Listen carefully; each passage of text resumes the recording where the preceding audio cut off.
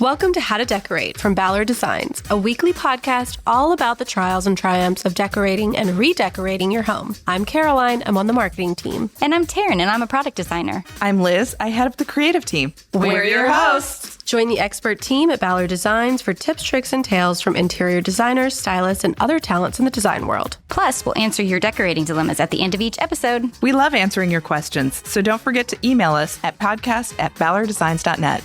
Now, on with the show. Welcome back to the How to Decorate podcast. I'm Caroline. I'm here with Liz. Hi, everyone. And we are thrilled to welcome back to the show Corey Damen Jenkins, principal and CEO of Corey Damen Jenkins and Associates. He's an AD100 and Elle Decor A-list designer known for his traditional but boldly colorful and patterned room. He's also a masterclass instructor and a published author. Today, we are getting a first look at his upcoming book, his second, Design Reimagined, a fresh and colorful take on timeless rooms, publishing this fall with Rizzoli. We're going to be discussing the evolution of his design philosophy, the tools he uses to create layered, polished spaces, as well as his new YouTube series, aptly named Design Reimagined with Corey Damen Jenkins. So, Corey, welcome back to the show. Thank you so much for having me. I have been looking forward to this chat, and we're such huge fans of all of you and the brand, so I'm looking forward to this discussion. It's going to be fun. Likewise. Yeah, thanks for having me. The anecdote that stands out from your first book is the 79th Yes. door. So I think we have to start from there. Just for any of our listeners who aren't already familiar with your work, you can kind of tell them about that little anecdote from Design Remix, and then we're going to get into Design Reimagined. Well, I would give the experience of the 779 doors 1 star and do not recommend. It was something that I had to do when I launched this firm 15 years ago. I initially got my start in interior design back in 1996. I enjoyed my studies of drafting and architecture, and then I made a big pivot into the automotive business world for about 10 years, working as a prototype and direct materials buyer for the big three, Ford, GM, and Chrysler. So my responsibilities included designing and selecting furniture for the lobbies and for the executive offices, but also office supplies and, the fertilizer used on the lawn, signage on the property. I did the whole encompassing purchasing agency for the company. So it's somewhat creative, but not nearly as exciting as what I would hope for a design career. But it paid well. And that's very important. I was living in Michigan at the time, and I did that for, like I mentioned, 10 years. And in 2007, when the Great Recession hit, I got laid off. And that was definitely unexpected because I thought I was going to basically continue working there and retire from there, get my pension, as most Michiganders do. That's like the Michigander dream. You work at the big three on the line or at a bank, and you get your pension and you retire, and you go off into the sunset, right? Well, my sunset came a little early, and I was retired out against my will, basically. And I found myself at home with some boxes from my office thinking, what am I going to do next? So after a couple of false starts, I decided that I needed to create a new beginning for myself, a reimagining, if you will, and get back into my original first love, which was interior design, a job that could not be outsourced to a different country, right? But that was a daunting task because we're at the height of the recession at this point. It's 2008.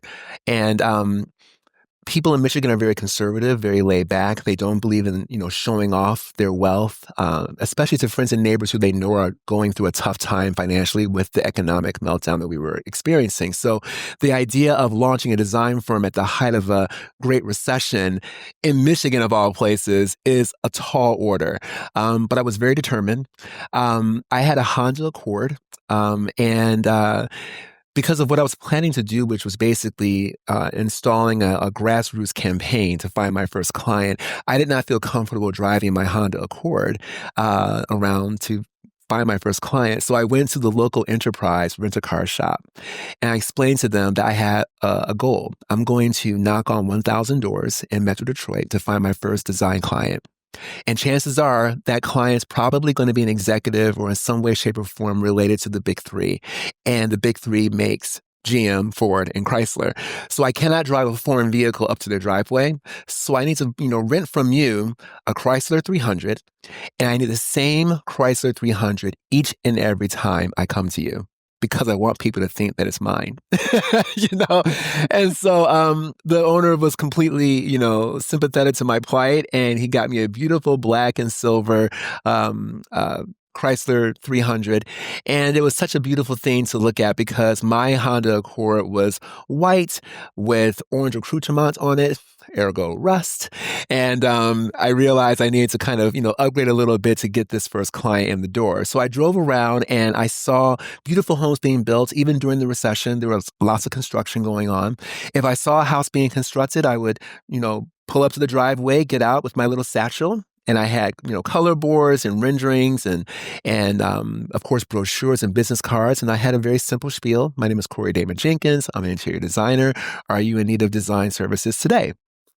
And if I saw a hotel that needed to be renovated or a restaurant, anything that I thought was in bad taste, I pulled up to that location and knocked on that door.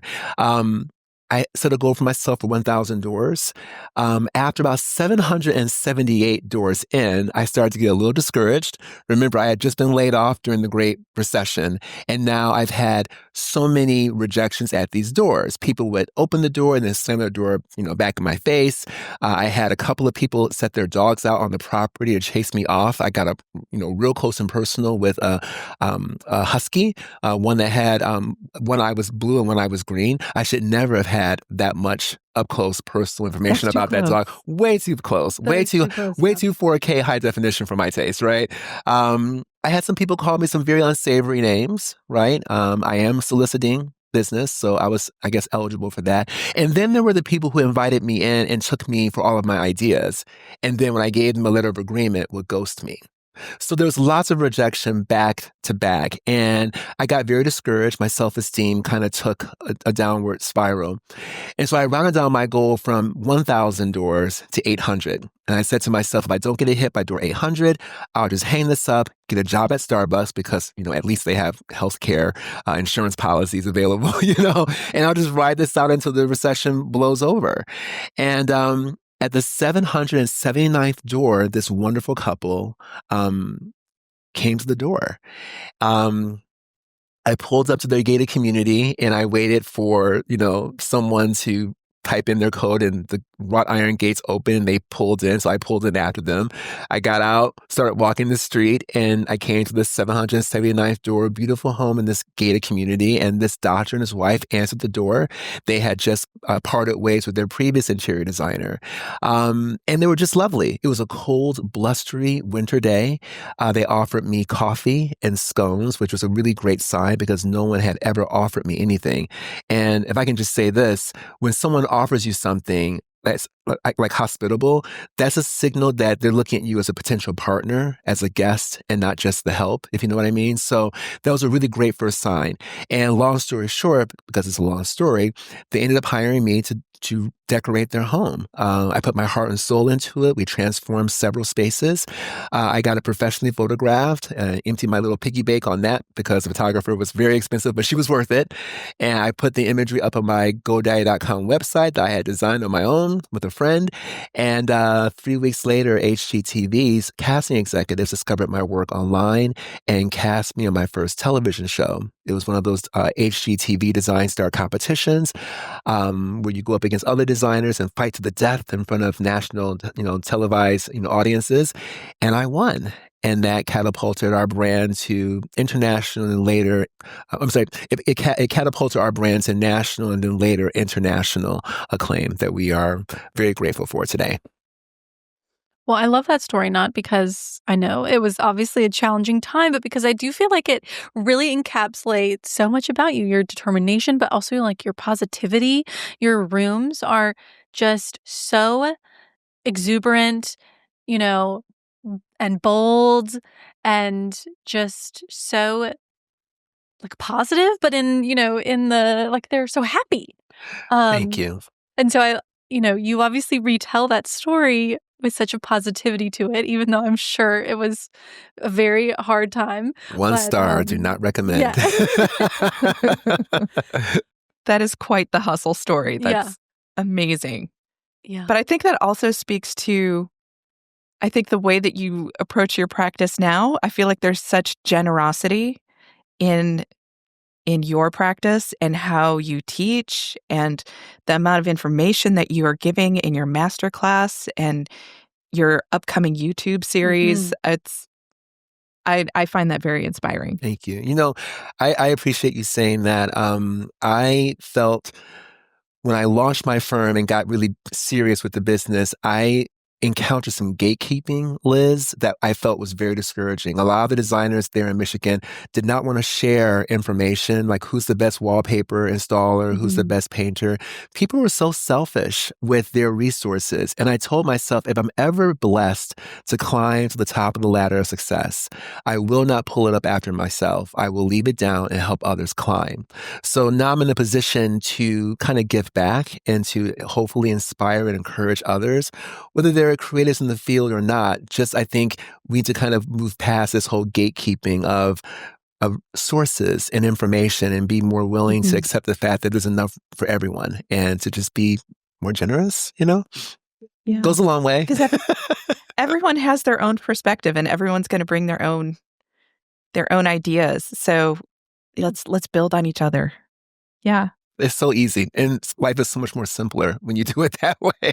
So I enjoy it. We're talking about your book, Design Remix, where you tell the story of the 779th door. But that was released in 2021. So it's really only been 4 years. And, what really was what kickstarted the path to your second book? It's a big undertaking to write a book. So what was it that you felt compelled to say that you wanted to write another book to say it?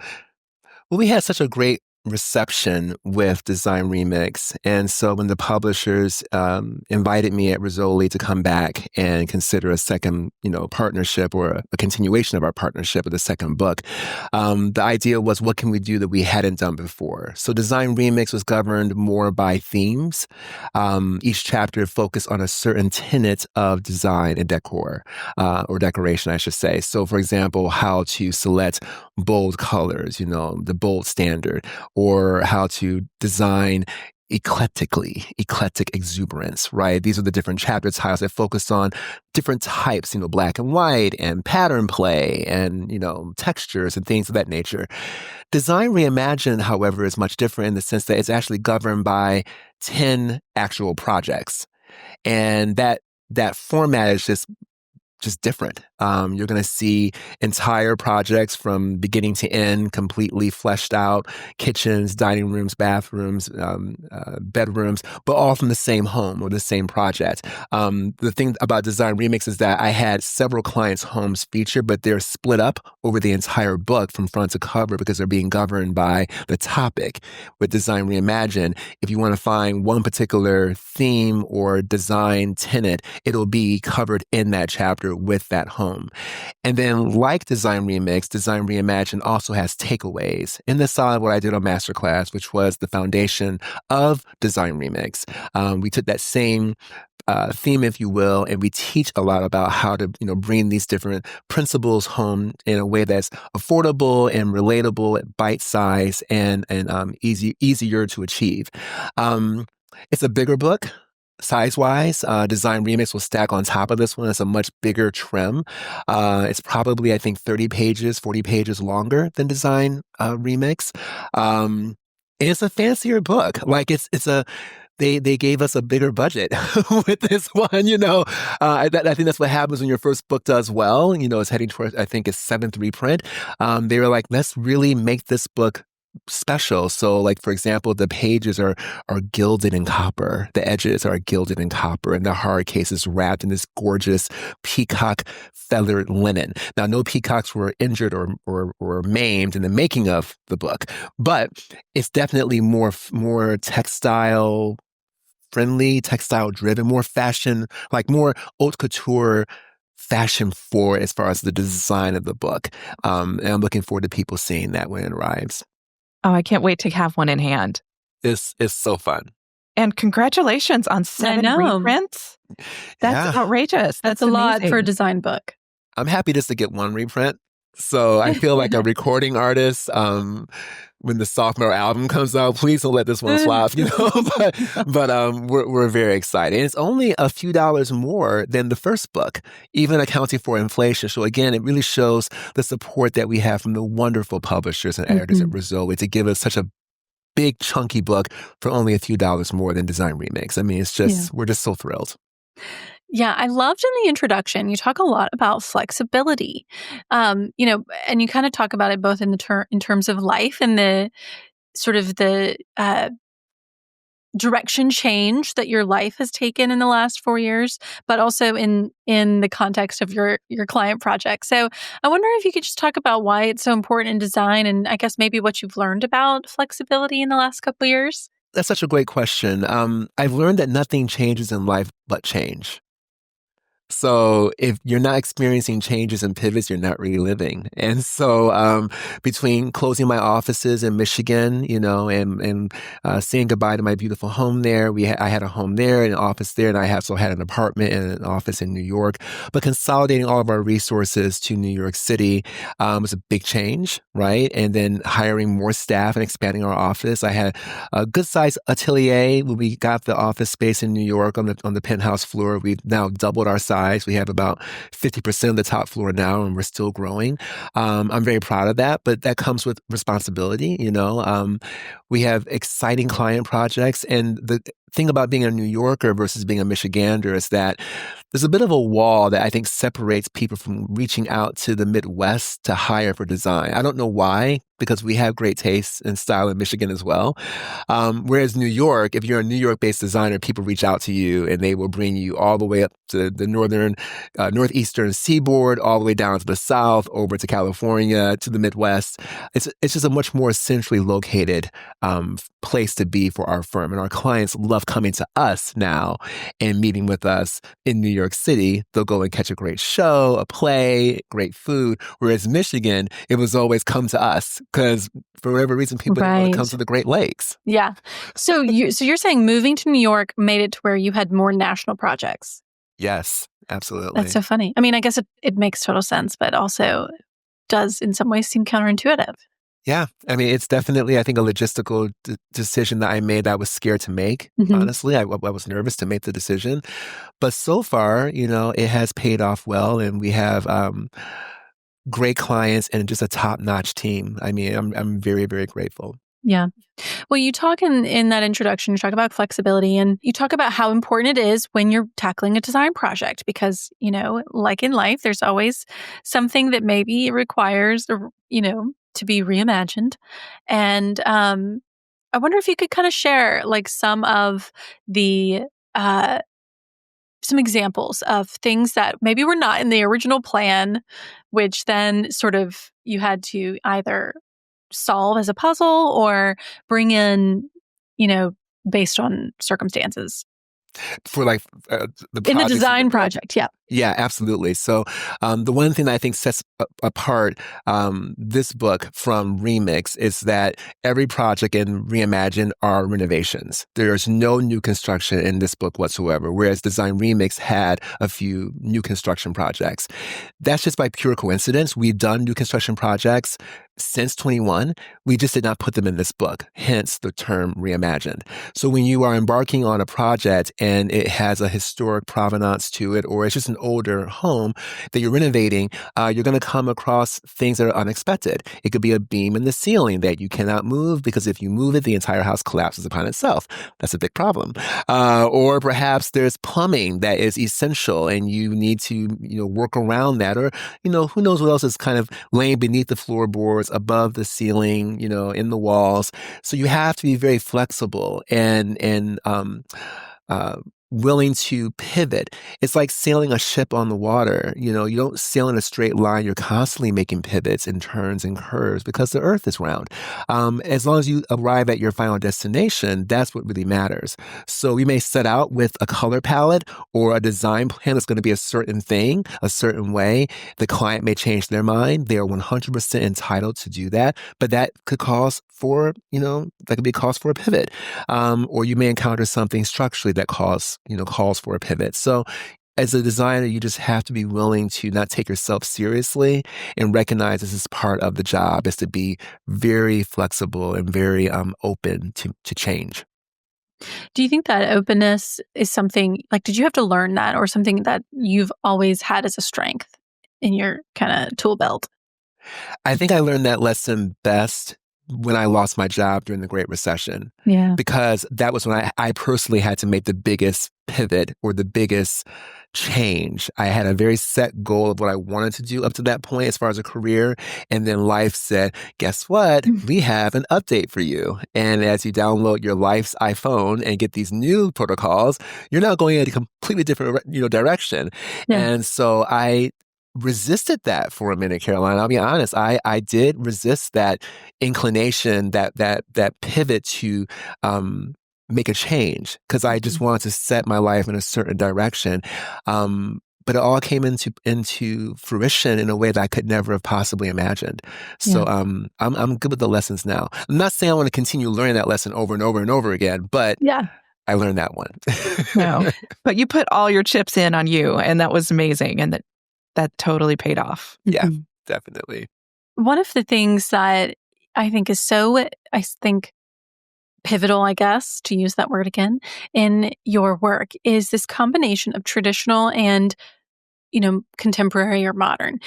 Now, your work, I would say overall, like from an aerial, it does read more traditional because you have this layering, you have these bold colors. It's sort of a maximalism in there. But then when you really look at the details, there's so many more sleek shapes, a track arm, a modern dining table or modern dining chairs, chandeliers, that kind of thing.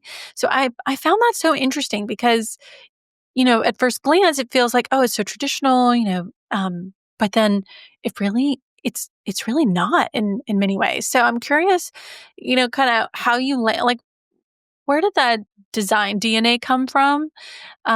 Is that intentional? Is it just sort of like the way you see rooms?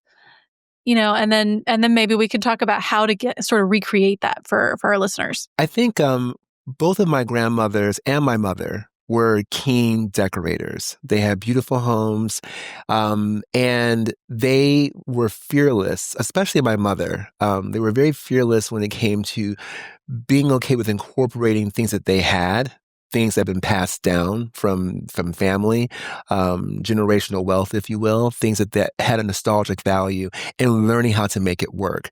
If it was a great-grandparent's credenza that was passed down, that maybe stylistically was not what my mother wanted, she would be out there painting that piece and making it fit the vernacular that she wanted for her living room. So I think realizing that there's something that's very beautiful about a Saarinen table with a Louis XVI Bergère, and then having that paired with a Kagan sofa up against a maximalist Degorde wall covering, and then a canthus leaf detail and egg and dart molding. It's very traditional. And then I don't know, an Art Deco chandelier. You have all these different styles. And I think having representatives of each design style coalescing into one mix or one remix, if you will, I think it takes the timestamp off of the room, because they all are representatives of, they're all constituencies from different time periods. The Saarinen table brings the 1960s vibe into it, the Kagan sofa, right? The Louis XVI may be an antique, a vintage piece, but there's something that's very beautiful and sexy and dynamic about being unapologetically, eclectically exuberant and finding joy in the fact that not everything has to match, but everything should flow. And we will not be held captive to what my neighbors are doing or what my mom and dad did or what my sister did for her house. I will defeat homogeny. I will defeat the pressure from, large catalogs that come unsolicited or dropped off on your doorstep that are just so gigantic and full of gray and beige interiors. We will defeat the pressure to do like everyone else. And we will go to the flea markets. We will go to the estate sales. We will go to this and that, and we will accept the things that are passed down from our families, and we will make it all work, because life is short. And while I'm here, I'm going to live for me authentically, because I only have 70, 80, 90 years to do it. And I think when people figure that out, they realize there's so much more freedom and joy in living authentically and beautifully with what you have versus trying to impress other people with things you don't really need, with money you should not be spending for things you really don't want. And I think we're done here. Bye. No, I really love how you do take the time to dig in and layer all of these things that have such different provenance. And I think layering is the key word there too, because kind of just like having your personality unfold in a room where you get to see like, oh yeah, I like this, but I also like that. And it just kind of helps the room unfold and, the personality of, I think, the homeowner. Yeah. Yes. And it's actually, Liz, a more cost-effective way to do interior design. So many young people that are newly married have access to things that their parents give them.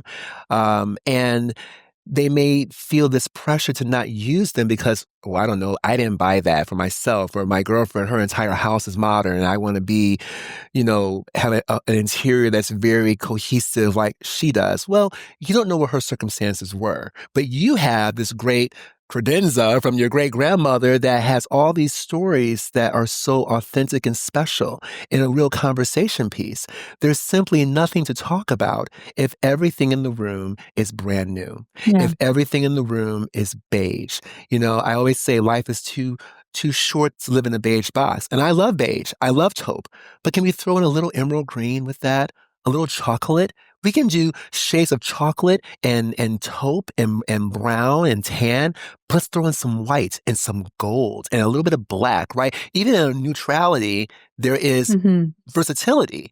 And so I think people just have to be more open to being eclectically exuberant and being joyful in the joy of design. Well, plus, if you take your, aunt or grandmother's credenza, that is more dollars that you can put towards something else that you really want, and you can get a better quality of that thing. So I'm with you. I never understood that philosophy of like saying no to free things. Yes. I'm going to say yes. Take it and repaint it, change the hardware, It's also environmentally responsible. Yeah. It's less waste on our planet. So please embrace these beautiful things because they're unique to you and no one else is going to have it but you. And I think that's just a reason to do somersaults in this life that we have right now. You don't have to say yes to like a half-broken IKEA bookcase, but like an antique that maybe isn't really your style or something you would have picked out. Like, come on. Yeah, learn to embrace it and lean into it. And remember, you're just simply doing your part to defeat homogeny. Yeah. Okay, but all right, Liz, you said combining this and that. How do we make sure that this and that can work together? Like you get this credenza from your grandmother. It's not something you want. Maybe you can paint it, but like, how do you make it work within a whole when on its own, maybe it's not what you're looking for? So, like I taught on my masterclass, I really believe in creating a mood board or a color board. Take a picture of the credenza, for example, print it out and lay it on a table. Take pictures or screenshots or print off images of furniture you're considering from various websites like Ballard or, whatever the case may be, and lay it all out. Cut it out and lay it out together and see if there's a harmony in those pieces. Furniture and interiors, accessories, lamps, they do speak to each other. And it's important that we remember that design is all about the composition of a space. I'm using another analogy here because, I love to speak in analogies. When a conductor is composing an orchestra, there are various instruments in the box that are playing. They have a warm-up session, and it may sound like utter noise because they're tuning their instruments. But once they have their musical sheets in front of them, they have their notes. It's going to be a harmonious accompaniment of gorgeous music. But you need a conductor to kind of guide them through the process. So if the strings over here are too loud and that needs to be cut for a minute to allow, I don't know, the drums to start playing, he's going to kind of direct that. And the same thing holds true with interior design. Lay out these pieces and see if there's a harmony. And if something does not feel harmonious, it's truly a gut reaction. You just know. And it's like I said on the trailer for Masterclass, you know when it's ugly, So you don't keep trying to fit the circle into a square, let it go. And that's the benefit of planning it out with a mood board versus buying everything and then being stuck with all this stuff. I prefer to plan things out strategically and then edit. And any design plan that does not require an edit, at least 1 or 2 rounds of editing, is not a solid design plan. So it's not done yet. It's not done yet. Yeah. Yeah. Okay. What if once you've laid it all out, you feel like it works. Am I then what about measuring? Because that seems to me like a big trick, a trip up. That's the word I'm looking for pulling sort of disjointed pieces together, because you've got this credenza. You need to find the right mirror to put over it, but it has to be the right scale. So what if they align maybe visually on your mood board? How do you know if it's going to work scale wise? Well, I think that scale is absolutely important because that's what lends itself to a more functional space. There are some general rules that you could consider as principles versus rules. I try to stay away from using rules overall because rules are meant to be broken. So on my upcoming Design Reimagined series, I talk about space between furniture. And I say, as a general rule, consider 3 feet between pieces of furniture. But you can also get away with, 2 feet or 1.5 feet. If the curvature of this Louis XVI chair, by the time it, curves out with the leg, it's only 18 inches from the sofa. And that's enough to put a table there, a little martini table. Go for it. Don't use the 3-foot rule there because visually you don't need it. I think they should be really used as principles to guide you. And again, it's all about how it feels. It's all about how it looks. There are, I think, parameters that should be followed when it comes to being safe in the space. A chandelier should not be hanging, 6 feet over a bathtub. If you stand up and try to turn the light bulb on and, zap goodbye, there are some rules there, right? You have to follow. But I do think that there's something to be said for having the freedom of letting things kind of play out and seeing what feels right as you navigate through the space. I love the mood board idea because I think you're right. Once you sort of see them next to each other, you start to really sort of zero in on maybe things that are different about the pieces, but that work together. For example, a really sort of square console table looks so good with a round mirror over the top. And you don't necessarily think about that until you're seeing, you've got a credenza, you're seeing the pictures on your surface together, and you've got a square one, you've got a mirror, and you're like, oh, just the mirror one looks so much better. And you're not going to find that until you're laying it all out on the surface, like you said. Absolutely. And the piece of furniture will also dictate what needs to come next. Like if you start with a grounding piece like this sofa section I'm sitting on here in my living room, putting a square table here with this L-shaped sectional is not very comfortable to get in here because I may nick my leg on the sharp corners of a table when you're, nestling it in with this sofa sectional. So we have a round Sarnen table here. And because of the curvature of the table, there's no chance for me to scrape my leg or to have any sort of tripping hazard because the round circle just geometrically favors the L-shaped intersection of the sofa sectional.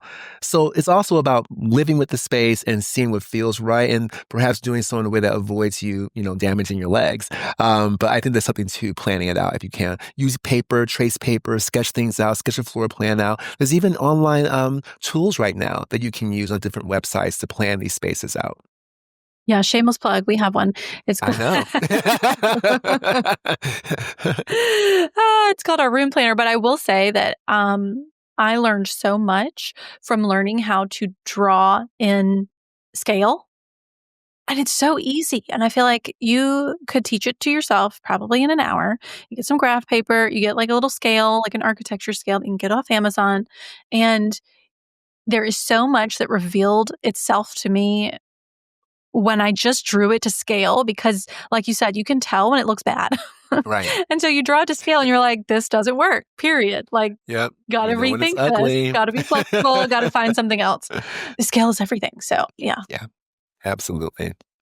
Yeah. I love your approach to moving through a space, and definitely how you talk about, and this might be controversial, that the kitchen is not the heart of the home, the living room is. Mm-hmm. And the placement of furniture within a living room is so important. Can you talk a little bit about your ideas about the living room? Yeah, we spend over 1,000 hours a year on average as human beings in our kitchen or the place where we make food. So I'm not saying it's not an important part or an important nucleus of a home. But once you have met your goal there as far as making food, you usually leave and go sit down someplace. So the living room is often where people land, or the dining room. And that's where you have great conversations, memories are made, arguments are had, discussions about future planning, vacations, watching TV. Again, where all the memories are being crafted is in the living room. So I think that's really an eligible candidate as the heart of the home, in my personal professional opinion. I could not agree with you more. I'm a cook who does not want people in the kitchen with me. Go away. Go away. Let me work, and then I will join you. Yeah. Shoo. Yeah. Yeah. Yep. Absolutely. But I also love like how you talk about the space planning of a living room where, I know you're sitting in your own living room on a sectional, but that's not your first choice. No. And it's not. I hated using sectionals. Yes, diplomatic magic there, some little abracadabra for the sake of my relationship. Why do you hate a sectional? I don't hate them. They have their purpose. Mm-hmm. They're just not my first go-to. But I think in New York and smaller spaces across the board, they definitely, tuck into a corner much better than a sofa or a love seat might do. In Michigan, I was designing these big homes, and we had these gargantuan sized rooms. So there was just no need to have a lot of sectionals because we had plenty of space to move around. But in New York and other smaller, spaces, a sectional has great purpose. Mm-hmm. This one is made for this corner. I mean, it just tucks in so naturally, and it gives you the chance to have other seatings, other groupings of seating in the room. So I've come around to it. Again, you mentioned earlier about my evolution, Caroline. Okay, I've evolved and pivoted to accepting sectionals into my daily vernacular for design. You're so right, though. People think that if they have a big room, they just have to fill it with a giant sectional. But sectionals are so specific. They're very rarely going to move. I mean, you did it, but they're very rarely going to move to your next place and work. Yeah. Yeah. I think it's more the latter of what you just mentioned, not just using the sofa sectional as a Band-Aid to fix a large room. Mm-hmm. I'd rather zone the room out into several bite-sized tableaus, if you will, or little vignettes, where a sofa sectional can be one vignette, and then maybe there's another sofa elsewhere in the room with a couple of, swivel chairs that are partnered with it, and maybe a desk. I think a desk in a living room is awesome because some people have ergonomic back issues, and they don't want to sit on a sectional all day and watch TV. They may have to get up and stretch and change the pitch of their back. So I think having a nice desk and a desk chair is a nice option for people to have in the family room, so that if they're watching a family movie with everyone, they're not missing out if their physique is not allowing them to sit on a sofa for hours at a time. So I just think versatility is very important. Yeah. Well, speaking of a desk in the living room, I really loved the first chapter of the book. It is this fabulous, what's also the cover, it's this fabulous Upper East Side apartment, and it's also episode 1 of your YouTube series. So can you tell our listeners a little bit about the project? Why did you open with this project? It was a really fun, joyful, colorful project. And all of my clients are so wonderful, and they all come with such diverse personalities and worldviews and styles and tastes. And so this one, I usually have to push my clients to be a bit bolder. And this one I did not. I had to sometimes, temper what we were doing a little bit because she wanted to really embrace maximalism in its fullest degree, which was great. We had so much fun with it. She was making a big life change of her own and moving her two daughters from their previous home to the New York City area, and had purchased this beautiful apartment overlooking Central Park. The apartment itself was in a historic pre-war building, and the lobby was beautiful and classic, but the apartment itself was horribly renovated in the 80s, or maybe it was the 90s, and just devoid of any sort of character of any kind. The only redeeming values were really just the views of the park. So we set about doing a complete transformation of the space, and we went all out. She's a very haute couture, fashion-forward lady, and she loves the intersection where fashion and design for interiors kind of meet. So you'll see a lot of celebration of texture and color with, Gracie wall coverings and beautiful cravat and Jofa fabrics and Schumacher mixed in, and great rugs and incredible chandeliers from eye holes. It was a very thrilling job to work on because there was no stopping her. She wanted to create a space to set an example for her daughters, to not settle and to select at all times. And she told me my mandate, she says, Corey, your mandate is to make this home a place for little women, for girls. And so you'll see a lot of pink, but also a lot of lavender and a lot of green and peacocks and the whole nine. Silk embroidered wall coverings, you name it, we've got it.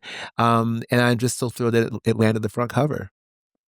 And I love the YouTube series where you really break down how you think about, building in the butler's pantry in this beautiful blue and gold tile, and how that references into like the hand painting in the Gracie wallpaper, and just kind of how you're going about carrying through the design throughout the entire space. Yeah. The sofa had a great Suzanne velvet on it, and we wanted to give it an anchor, if you will, Liz, in that space. And so the backsplash by Anne Sachs in the butler's pantry was an easy, understated way to give that sofa gravity in the room. And it's also visually beckoning. It makes you want to go up there and make yourself a drink.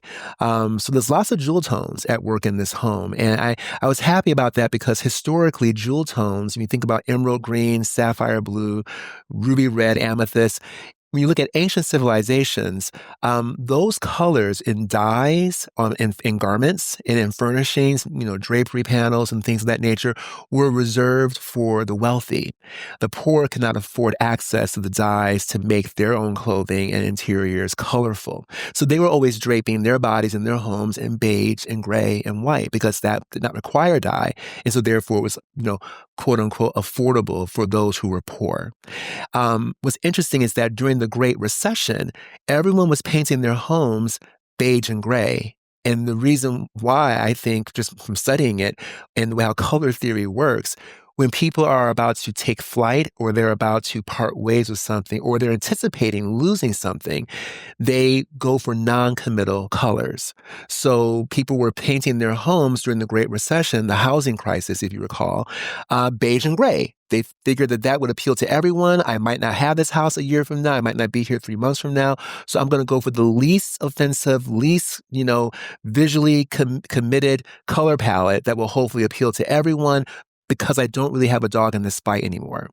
So if you look at the way how colors have translated themselves throughout history from those who were poor in ancient civilizations to even the Great Recession of 2008, we associate neutral colors with being going with loss, going without, parting ways, not committing, not feeling permanent about the decision that you're making. Whereas if you have a home like this client and you fill it with all the joyful colors that you love, you're not concerned about who's going to buy the house after you. If they buy the house from you, that's their problem to make it their own. But she refused to live in this recession-esque world where I'm going to just go for the safe, neutral colors in case I might sell this home. Who lives life like that? That's not really design reimagined. And so that was why we did the home with the jewel tones that you see throughout the property. Also, don't you need like joy and happiness and color more when you're, struggling? Yes, absolutely. It's great for the mood. Okay, that purple dining room Yes. I'm so glad it was the cover because it is absolutely spectacular, the most gorgeous shade of purple. Talk to us about the sort of genesis of that room. What was the starting point? Did you know that you wanted a purple or did the client know she wanted a purple dining room? And this actually was one of the rooms where I was like, that room feels so traditional just in the color palette, the lacquer, the gilding, the chandelier, but the chairs are quite modern. Well, not modern, but they're very streamlined. Right. The table even has this like sort of modern fluting and base. So that was definitely one where I was like, it's, it reads traditional, but there's lots of modern details in here. See, I see this dining room as Josephine Baker as a dining room. Like, I love that. It is amazing. If Josephine Baker was a person, was a dining room, this would be like this is her it. space. Yeah. High tea at noon, man. Yeah. This dining room sits between the family room, which is that very exuberant, joyful color bomb, and then the foyer, which is in the front room, which is wrapped in this really incredible silk embroidered wall covering. It's lots of greens and blues and peacock level, color palette. So the dining room becomes what I call a palette cleanser. So when you're designing a space, you have to think about how do these rooms relate to each other. Remember the whole mood board thing. We lay all the mood boards out, the mood board for the front hall, the mood board for the dining room, the mood board for the family room.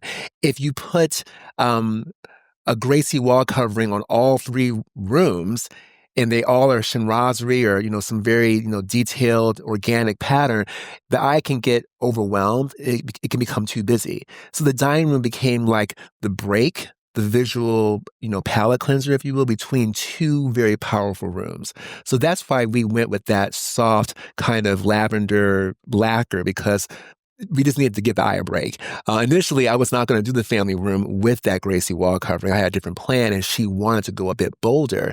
So it really drove the need for the dining room to be a bit more simple and understated, even though it's also maximalist with that incredible Art Deco chandelier, the palmetto piece that took like 8 hours to assemble. And as you mentioned, Caroline, the banquettes and all the other elements that are at work in the room. To say that it had to be a palette cleanser is fair in comparison to the living room, but on its own, like, God, it's spectacular.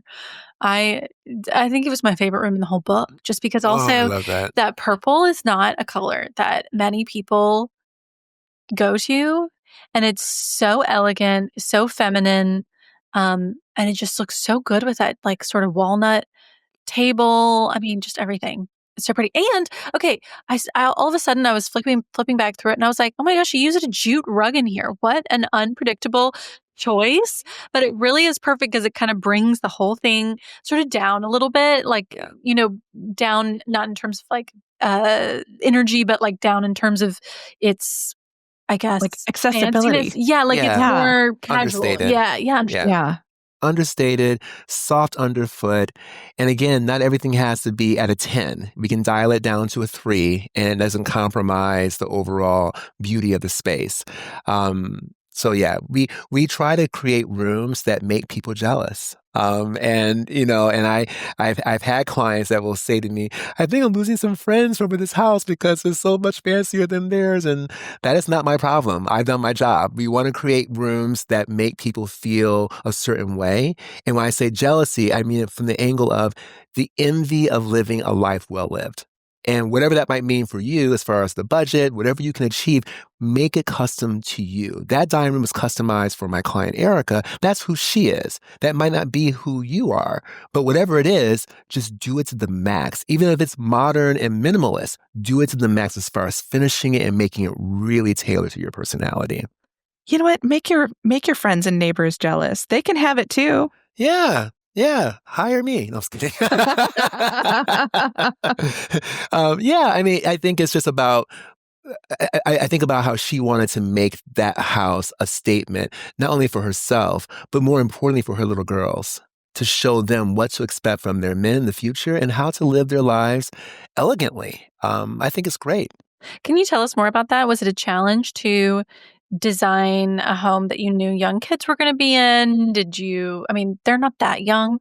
I saw a picture. They're like middle school and high school. It's not like they're 3. Mm-hmm. Was that challenging?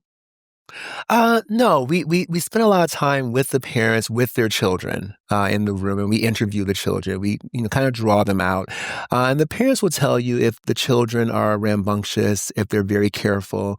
These are young ladies. They have traveled the world. They know multiple languages. They're very gifted, upwardly mobile young ladies. So I already knew that they were going to be respectful of furniture and fabrics and drapery treatments. They were not going to come through and trash it. But we have some, projects where the children are the exact opposite. They are going to live as children. They have dogs and cats, and they're going to, live a certain way. So that's where we start bringing in fabrics that are indoor-outdoor rated, that can take a beating, that can take stains. The jute rug in the dining room was not just there for visual, but it's also a bit more forgiving for the wear and tear that a dining room might receive. Scotch guarding furniture, right? These are all things that we take into account. Even smooth lines on furniture itself, like not having sharp edges. These are things that can rip stockings or skin, if you're walking by a sharp edge table. So we think about all of that when we're thinking through the traffic flow of a room to make sure it's really functional for everyday life. Yeah. I have said this before on the podcast and we'll stick to it, but outdoor fabrics are great, but there's no better kid proofing than color and pattern. Yes. I mean, far more indestructible than a beige outdoor performance fabric. Yes. Just remember, color and pattern covers a multitude of sins. Yeah. Camouflage. Let's talk about the YouTube series, because the YouTube series that you recently launched on YouTube kind of outlines, episode 1 outlines sort of the beginning of the design process with this same client. What was the kind of impetus behind the YouTube series? You have a masterclass, sort of, what is it? I guess you would say a course. Yeah, course. So what made you want to go and kind of launch it for everybody and not just masterclass? Well, I think that we are always looking for ways to shake things up at Corey Damen Jenkins and Associates. We're trying to do things differently. And there's never been a coffee table book that had a streaming series dedicated to the front cover. And conversely, there's never been a streaming series that has been filmed as a complement to a coffee table book. So we're making some history here and changing the way how I think people look at coffee table books in general. It's like you can watch this series and really get a behind the scenes, look into what made this project possible. It's not HGTV where you're designing the home within 1 week for, $500. No shade against HGTV, but I don't believe that they really portray an accurate view of what really happens with the design process. No, this series keeps it real. We're discussing real price points. We don't hide the fact that it took 18 months. The client wanted it done in 3 months. I told her that is not happening. And thankfully, she had the patience of a saint and the interest to see it through all the way. But it took 18 months of my life, right? It's produced by Goodbye Pictures, which is a multi-Emmy and Peabody Award-winning production crew. They are behind television hits like Project Runway, the Dream Home Makeover with Shay McGee, $1 Million Decorators. the entire series was filmed in 4K. So it's the first design show of its nature to hit the YouTube platform that is Netflix or Hulu, Disney Plus level definition as far as television quality. So it's like watching a movie on the YouTube channel about a design show that keeps it real and authentic. And it's humorous, it's emotional, it's fun, it's educational. It's got a tinge of reality TV with it, but it keeps it relatable. It's a multi-million-dollar home, but I feel that we package it in a way that makes everyone feel that they can achieve it with the tips and tricks of the trade that I share at the end of each episode. That has simply not been done before. And so we're excited for people to kind of come into this world where we're taking these projects and making them feel down to earth and not, I don't know, disenfranchising or, like I said earlier in our conversation, gatekeeping others from having a world's view into what is possible with decoration and design. It is really such a wonderful compliment to the book. And I loved digging into the book and then getting a peek at the first episode of the YouTube series and really dissecting the room in a different way, in a way that was a bit more accessible. And I love that you say that, you know what, not everybody has this budget, but there are so many things that you can take away and so much that you're giving to your audience. Yeah, it was fun. I'm so grateful that Erica, my client, was willing to be on the show and be a guest star with us.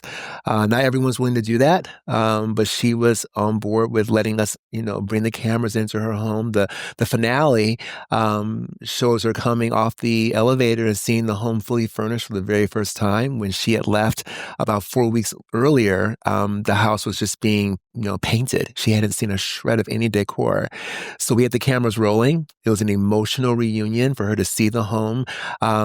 It's very different than the television shows you see out there, because I think that the viewers will get a chance to follow the adventure from start to finish and get a real understanding of what price points really are and timelines really are to create a home. And to walk away from it hopefully feeling inspired, or as I conclude every episode of Design Reimagined, be bold. Whatever it might be, just be bold and have fun with it. Yeah, it was interesting to be able to see, because obviously you're sort of walking us through the design process, but we get to see before pictures, we get to see sort of the room where paint and wallpaper is done, but like the furniture isn't in, and then you see the furniture being at. So you kind of get to see the midway, which you don't often get to see that in a design project. I think it's really helpful just to be able to get and there's something about video that gives you such a better understanding of the space in a way that like a flat photograph, while gorgeous, just you can't tell the dimensionality as well. Yeah, I'm so glad Yeah. you said that, because I think that is very exciting for the reader. Mhm. They find out that there's actually a streaming series dedicated to this first chapter. They'll go to the YouTube channel, and in the streaming series named Design Reimagined, which is the same title as the book. So they kind of, go hand in hand, Mhm. and they'll get a chance to see for themselves what went into those decisions. And then they can use those tips and tricks for themselves in their Yeah. own home with their own budgets. And I love the design democracy of all of it, that we're Mhm. making it in such a way to where people can make these interiors possible, whether it's with a designer like myself or with someone else or on their own. They can achieve some of these tenets with me helping them as an instructor. Yeah. So I'm looking forward to people, watching it and hopefully feeling inspired. Yeah. Well, we agree, because we also feel like people need to customize their space, and we really try to make that happen as much as possible. So Yeah. we're on the same page. I love it. I love it. Well, I did want to talk about, you kind of talk in the book about anchor pieces, and we've, talked about anchor pieces a lot on the show. One thing that I've sort of been thinking about recently is maybe you find a great fabric, right? And I think maybe this doesn't necessarily apply if your anchor piece is a wall color, or a wallpaper or a rug. But what if you find a great fabric? You love it. You want to design your room around it. There's so many ways you could use an anchor fabric. So how do you know what to put it on? Like, what's the vehicle for that fabric? Is there ever because you could use it anywhere, really. Right. Great question. I would say it would depend upon what is the scale of the pattern on the anchor fabric. If there is a pattern, for example, what's the price point of the anchor fabric? Because that will determine whether or not you're going to upholster a sofa that may require 18 yards of that fabric, or just some accent pillows on the sofa, right? Which may only require 3 or 4 yards of fabric. So that's going to be, I think, a big part of it. But if you really love it, and it's truly the most special thing you've ever seen, my recommendation would be to use it in a profound way that makes a big statement. So it could be on the sofa. It could be drapery treatments or window treatments on the windows. It could be an accent chair, right? But I do think it's something that should be showcase in a space that you will appreciate and enjoy every single day that you walk by it. And be okay with splurging on that and really making it the wow factor that it deserves to be. Even if that means cutting back on another part of your budget to make other things happen, it's okay to splurge.